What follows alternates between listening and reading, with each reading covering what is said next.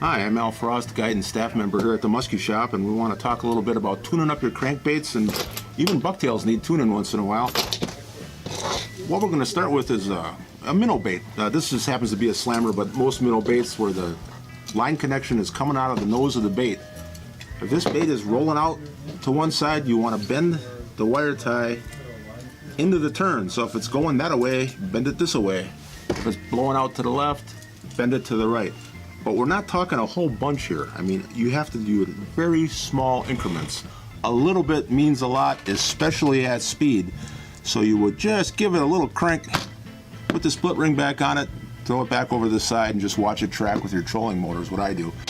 The other question we get a lot is bucktails, after they get, especially double-bladed bucktails, especially flashaboo bucktails, once they get bent up by a fish a couple of times, a lot of times the whole bait will start turning in the water. You'll get this whole bait rotating in the water, and that flashaboo material will start wrapping around the shaft, and it'll look like a Christmas tree ornament, and no.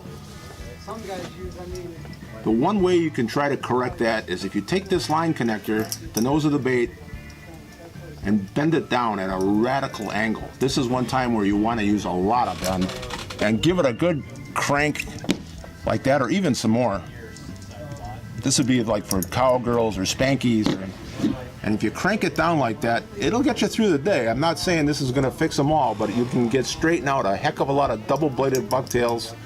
The bigger the blades, the better this works. So if you're using double tens or something like that, and you get it bent up and you find your whole bait's rotating, and your flashaboo material, your skirting material is wrapping around the shaft of the bait, and it just looks like a blob in the water, it's not breathing anymore. Try that. Give it a real radical bend like that. Oftentimes you'll find it'll straighten that bait right out. The last one I want to talk about is a metal bladed crankbait. We're finding a lot of guys asking about this because of trolling and rocks, and they start banging the lip on this bait and the rocks. And before you know it, they smack it up a few times and now it's blowing out on them. Well, notice the line tie on here is not coming out of the nose. You got to split ring this bait.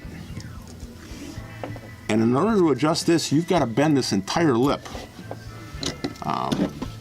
I like an angled pliers like that because you can get more meat of it. You can grab the whole blade of the lip like that, and then you're going to have to twist it, again, opposite of the way it's tracking.